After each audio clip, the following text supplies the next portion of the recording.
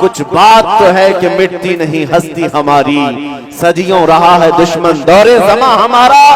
यूनान और मिस्र और रोमा सब मिट गए जहां से, बाकी मगर है अब तक नामो निशान हमारा। आज 800 साल से ज्यादा का अरसा हो गया उस गरीब नवाज को हिंदुस्तान में आए हुए, लेकिन उनके आने की शान क्या थी? वो बहुत बड़ी फौज लेकर नहीं आए थे, 8 फकीरों की जमात में आए थे।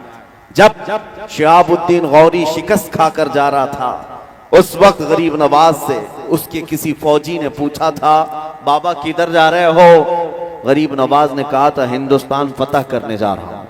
सिपाही ने कहा हमारी बहुत बड़ी फौज आई थी बादशाह के साथ, हाथी घोड़े लश्कर साजो सामान, हम यहाँ के राजे महाराजाओं से शिकस्त खाकर जा रहे हैं और तुम गुदड़ी पहने हुए 4-5 लोगों की जमात, 8 लोगों की जमात हिंदुस्तान फतह की बात करते हो, ये कोई मजाक नहीं है। गरीब नवाज ने कहा नादान, फर्क इतना ही है कि तुम अपने हथियारों के भरोसे आए थे और मोइनुद्दीन अल्लाह और उसके रसूल के भरोसे पर है।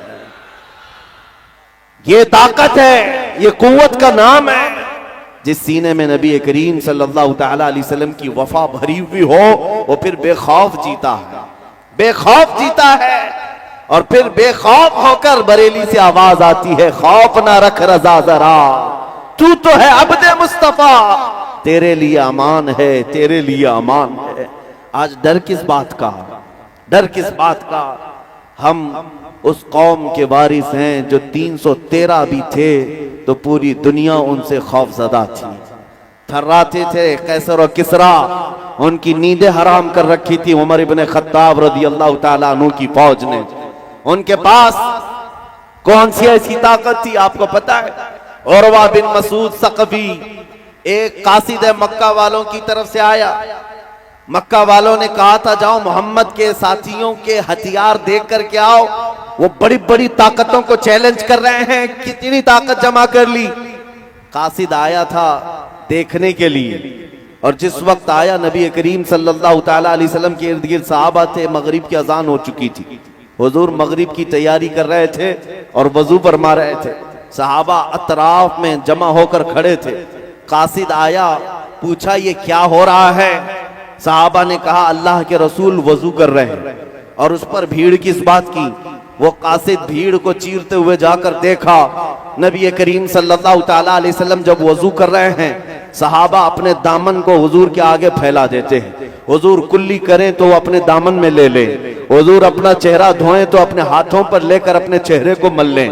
यहां तक कि नबी करीम सल्लल्लाहु तआला अलैहि वसल्लम के वजू का एक कतरा भी सहाबा जमीन पर गिरने नहीं देते, पानी उठा लेते हैं। कोई जुबान पर लगाता है, कोई चेहरे पर और कोई बदन पर लगा लेता है। उरवा बिन मसूद सकफी ये मंजर देखकर हैरान रह गया, वापस आया और अपने गुरु घंटालों से कहा मोहम्मद और उनके साथियों से लड़ने का इरादा छोड़ दो। पूछा क्या उन्होंने बहुत बड़ी ताकत जमा कर रखी है? कहा ताकत तो बहुत बड़ी नहीं, लेकिन परवानों की ऐसी जमात है कि मैंने कैसर और किसरा की भी ऐसी ताजीम करते लोगों को नहीं देखा।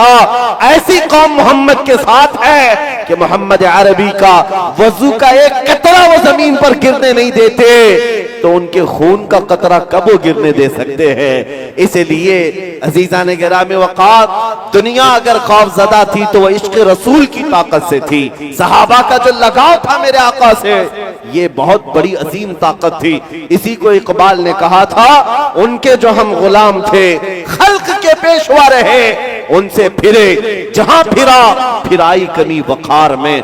आज खौफ जो तुम्हारे दिलों पर तारी है, उसकी एक सबसे बड़ी वजह यही है।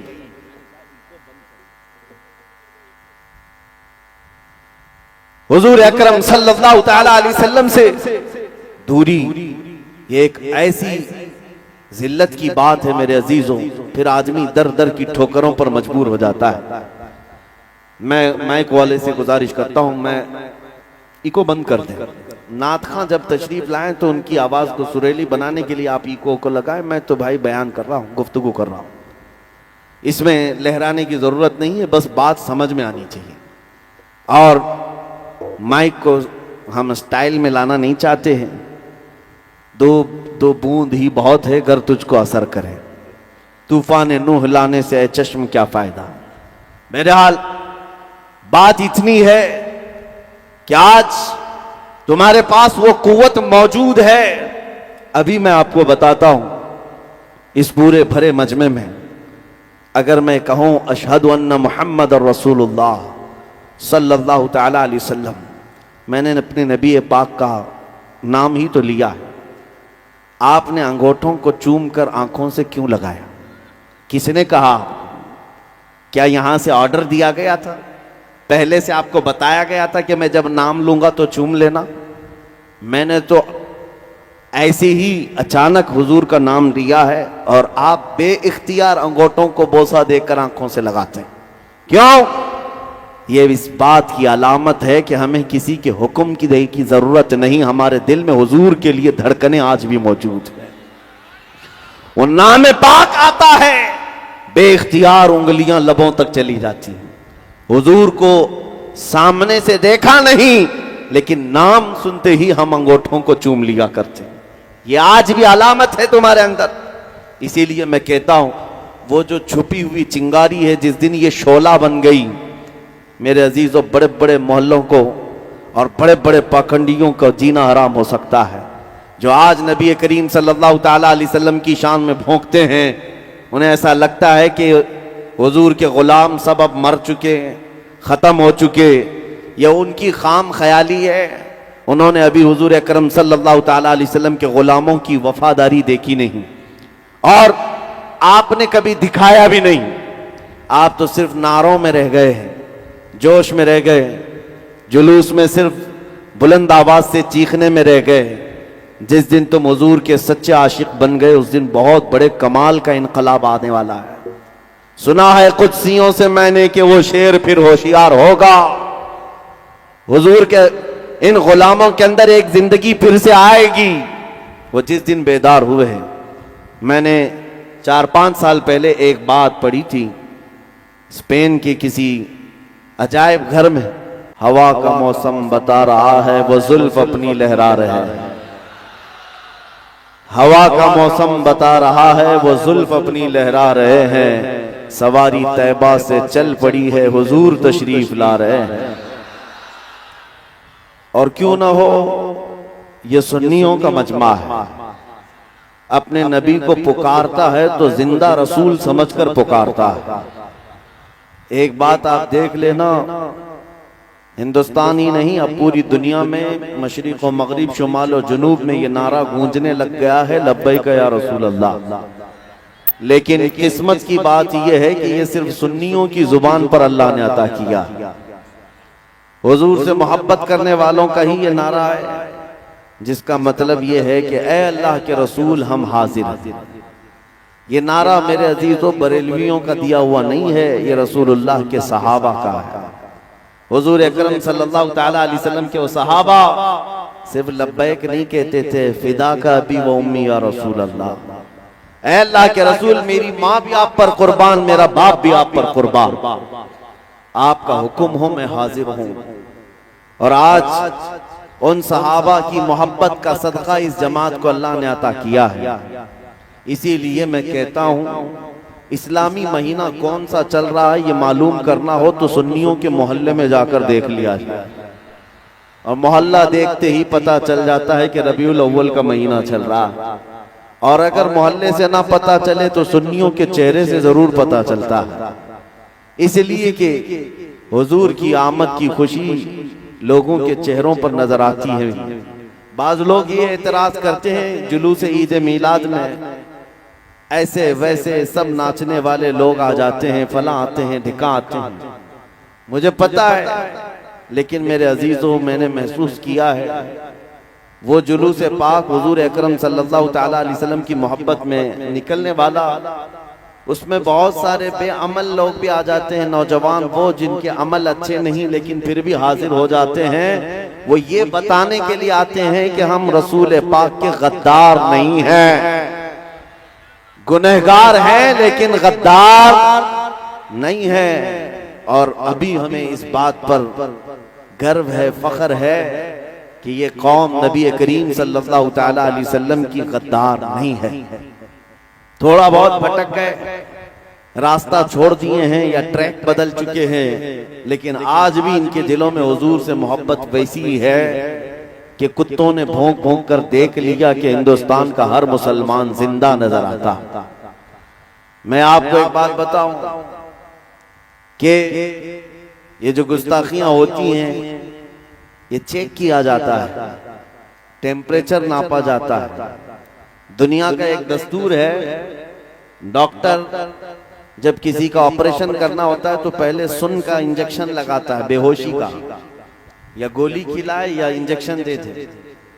अब वो इंजेक्शन बेहोशी का देने के बाद उसे चेक किया जाता है पूरा बेहोश हुआ है कि नहीं।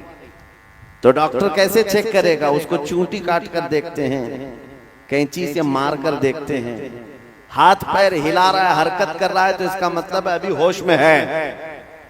और जब बिल्कुल बेहिस पड़ा रहता है तो समझ जाता है डॉक्टर के बेहोश हो गया, अब चीर फाड़ करना है, उसकी सर्जरी करना है। ये दुनिया का दस्तूर है, फितरत है। मेरे अजीजों, पूरी दुनिया भर में मुसलमानों को पिछले कई सालों से नशा दे दे दे करके सुन किया गया है, बेहोश किया जा रहा है। वो नशा सिर्फ और सिर्फ ड्रग्स का नशा नहीं है, सिर्फ कोकेन, अफीम, हेरोइन का नशा नहीं है, इंटरनेट का नशा है, बेहयाई का नशा है। पूरे मुसलमान कौम में नौजवानों को किसी और डगर पर चलने के लिए दुनिया ने फैशन का नाम दे करके इनको ईमान से दूर कर रखा है। जब 20 साल तक इस पर मेहनत किया दुनिया ने, सिर्फ हिंदुस्तानी मुसलमानों की नहीं, अरबों को भी नशा दिया गया है, सारे लोगों को, और वो नशा में मदहोश हो चुके। अब तुम्हारे अंदर हरकत है या नहीं, तुम पूरे बेहोश हो या अभी होश में हो, ये चेक करने के लिए दुनिया कभी मेरे नबी की शान में गुस्ताखियां करती है, इस्लाम के खिलाफ, कुरान के खिलाफ भौंकती है और चेक करती है कि हमने पिछले 20 साल से जो इनको नशा दिया था वो अभी असर कर चुका या नहीं। मेरे अजीजों, 20 साल से ये नशा जो दे रहे थे अरबों पर तारी हो गया होगा, इसीलिए आज दुनिया भर से अगर गुस्ताखियां होती हैं तो अरबों में से कोई रिएक्शन नहीं आता। लेकिन मुझे फख्र है इस बात पर, मैंने हिंदुस्तान के शर्क और गर्ब, शुमाल और जुनूब सब इलाके घूम कर देख लिए। हुजूर पाक सल्लल्लाहु तआला अलैहि वसल्लम की तौहीन अगर यहाँ आज इस मुल्क में होती है तो मेरे अजीजों, मैंने देखा हर इलाके का, हर मोहल्ले का बच्चा लब्बैक कहते हुए सड़कों पर आ जाता है, वो अपनी जान फिदा करने के लिए आ जाता है। ये इस बात की अलामत है कि जालिमों, तुम्हारा दिया हुआ इंजेक्शन अभी पूरा असर नहीं किया है, अभी हमारी कौम में जिंदगी बाकी है और यही जिंदगी तुम्हारे लिए मौत का सबब बन सकती है। अजीजान गिरामी वक़ार, आज मैं ये बात बताना चाहूंगा कि वो कौन सी ताकत है जिसकी बुनियाद पर आज खौफजदा पूरी कौम है, तुमसे पूरे डरे हुए हैं। वो यही जिंदगी की रमक है जो तुम्हारे सीनों में है, जो हुजूर की मोहब्बत है। ये दुनिया के लिए खौफ पैदा कर देती है, डर पैदा कर देती है। इसीलिए मैं देखता हूं कि जो कौम टूटी बूटी बिखरी हुई है, इनका कोई ढंग का कायद नहीं, इनके ढंग के सियासी नेता नहीं, लेकिन फिर भी 24 घंटे हम पर भौंकते रहते हैं, टारगेट पर हम ही को रखे रहते हैं। ये बार बार हमें ये बताते हैं अभी तुम्हारे पास कोई ताकत छुपी हुई है, अभी कोई ताकत है जिसको इकबाल ने कहा था, तौहीद की अमानत सीनों में है हमारे, आसान नहीं मिटाना नामो निशान हमारा।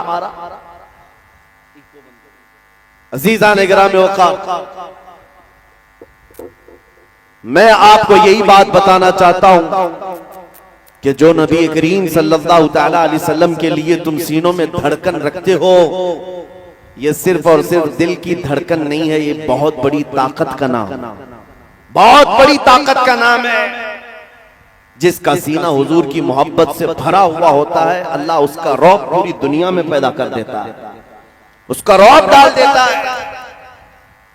और इसीलिए बहुत सारे लोग जासूसी करते हुए हमारे आगे पीछे घूमते रहते हैं, पूरी तकरीरें रिकॉर्ड करते और बार बार लोगों में ऐसा बताने की कोशिश करते हैं कि भड़काऊ मौलाना है, बहुत ज्यादा भड़काऊ बातें करते हैं। सुनो, जिंदगी भर सुनते रहो हमारी बात, हमें फर्क नहीं पड़ता।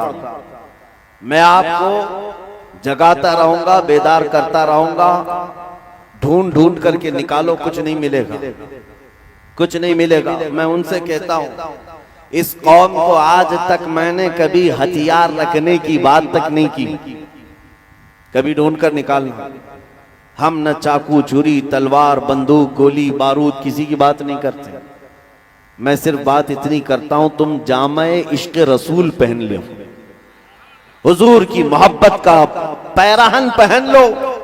बस हमारी बात इतनी है, जिस दिन नबी करीम सल्लल्लाहु तआला अलैहि वसल्लम की मोहब्बत से भरा हुआ दिल लेकर किसी सड़क पर चलते रहो तो तुम्हारी चलत फिरत को देखकर कितने कीड़े यूं ही मर जाएं, यूं ही मर जाए।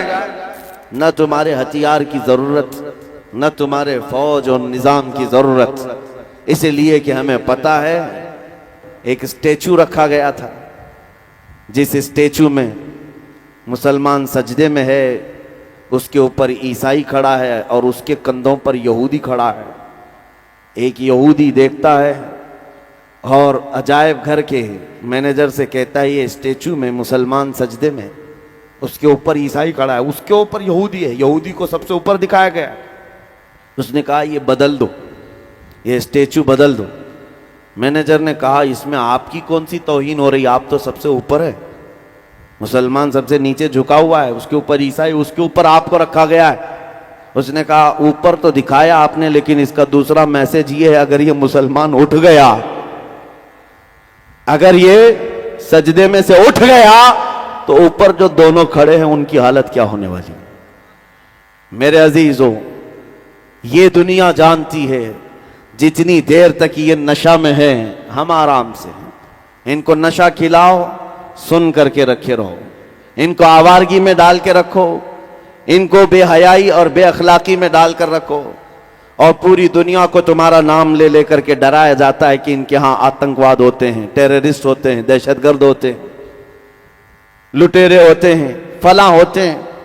उनके भौंकने से कुछ नहीं होता। आज भी मैं आपसे कहता हूं, आप सिर्फ अपने आमाल से पूरी दुनिया का नक्शा बदल सकते हो। 2011 की बात मैं बता रहा हूं।